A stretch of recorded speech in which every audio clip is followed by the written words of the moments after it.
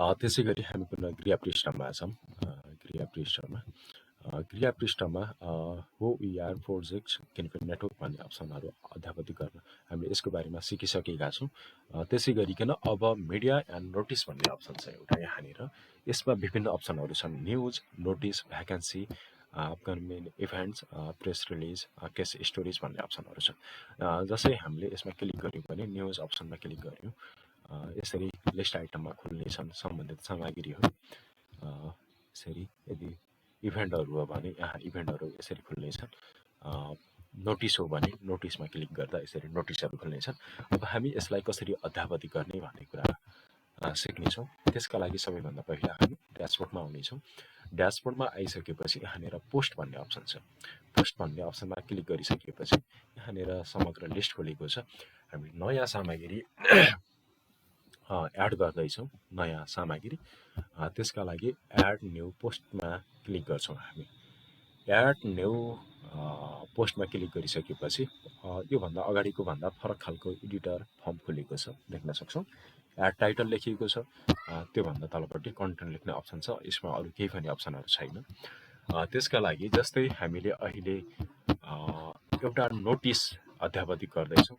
नोटिसमा पनि पहिला नै अध्यापति गरेको नोटिस नै अध्यापति गर्नेछौँ हामी अहिले छिटोको लागि।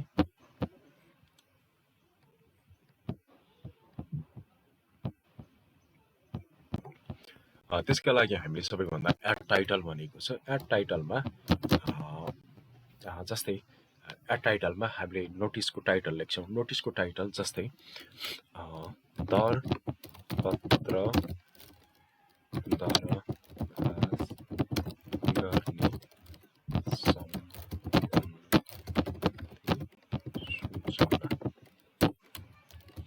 सूचना भनेर हामीले यसरी टाइटल दिएका छौँ। अब हामीले सूचनाको डिटेल्सहरू हामीले लेख्न पर्ने हुन्छ।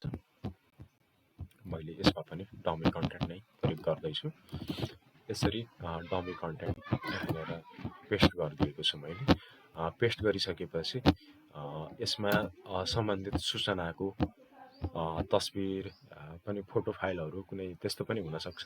त्यस्तो भएको खण्डमा हामीले त्यसलाई पनि देखाउनु पर्ने भएको हुँदा त्यो देखाउनका लागि यहाँनिर हामीले इन्टर यो डिटेल्सहरू लेखिसकेपछि इन्टर थिच्दा यसरी यहाँनिर ब्लक टाइप, यहाँनिर एउटा ब्लक टाइप गर्ने अप्सन छ। यसको लास्टमा राइट साइडमा देख्न सक्छौँ प्लस आइकन छ। प्लस आइकनमा गइसकेपछि यहाँनिर इमेज भन्ने अप्सन छ। इमेज अप्सनमा क्लिक गऱ्यौँ भने यहाँनिर एउटा ब्लक खोल्छ इमेज, जहाँबाट हामीले इमेज अपलोड गर्न सक्छौँ।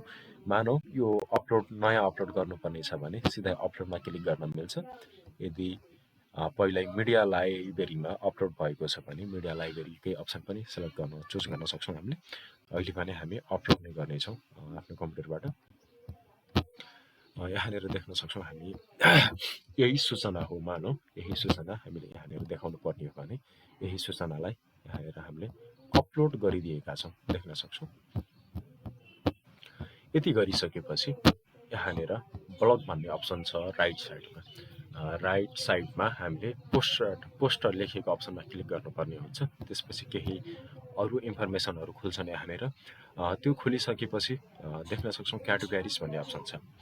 सबैभन्दा महत्त्वपूर्ण छ है यो क्याटेगोरिज भन्ने अप्सन। यसको लागि भने यदि हामीले यो अपलोड गर्न लागेको अहिले नोटिस हो भने नोटिस अप्सनमा टिक लगाउँछौँ। यदि केस स्टोरिज हो भने केस स्टोरिज भन्ने अप्सनमा टिक लगाउँछौँ। त्यसै गरी अरू कुनै भ्याकेन्सी जुन खालको सामग्री हो यो त्यही अप्सनहरू हामीले यहाँनिर लगाउनु पर्ने हुन्छ। त्यो लगायौँ भने यसरी जुन अप्सनमा टिक लगायौँ, अहिले यो नोटिस भएका कारण नोटिसमा मैले टिक लगाएको छु। ट्याग भन्ने अप्सन छ। ट्याग भन्ने अप्सन नेसेसरी छैन। त्योभन्दा इम्पोर्टेन्ट भने फिचरिड इमेज भन्ने अप्सन छ। यहाँनिर देख्न सक्छौँ यहाँनिर एउटा क्याटेगोरिज भन्ने अप्सन थियो, त्यो छ। त्यसै गरी फिचरिड इमेज भन्ने छ, यो एकदमै आवश्यक छ। यसमा हामीले सेट फिचरिड इमेज भनेर देख्यौँ। यसमा भने हामीले जुन तस्बिर यहाँनिर एड गरेका छौँ त्यही तस्बिर हामीले यहाँबाट पुनः पटक सेलेक्ट गर्नुपर्ने हुन्छ अनिवार्य रूपमा। यति गरिसकेपछि हामीले यहाँ माथि टप साइडमा पब्लिस भन्ने अप्सन छ।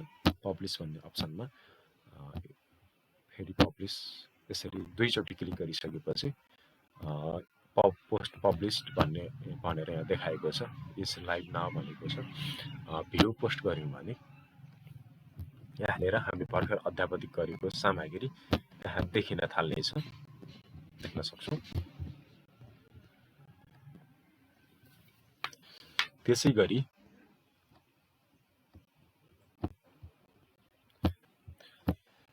यसै गरिकन हामीले अध्यापन गरेको नोटिस यहाँ देखिए नदेखिएको यहाँनिर हामीले हेर्न पनि सक्छौँ, देख्न सक्छौँ। भर्खर दरपत्र दरखास्त गर्ने सम्बन्धी सूचना भनेर हामीले नयाँ सूचना सार्वजनिक गरेका थियौँ, त्यो सामग्री यहाँनिर देखिएको छ। त्यसै गरिकन अन्य न्युजहरू, भ्याकेन्सीहरू लगायतका कुराहरू पनि हामीले त्यसै गरी पब्लिस गऱ्यौँ भने सम्पूर्ण कुराहरू यहाँनिर देखिन थाल्नेछ।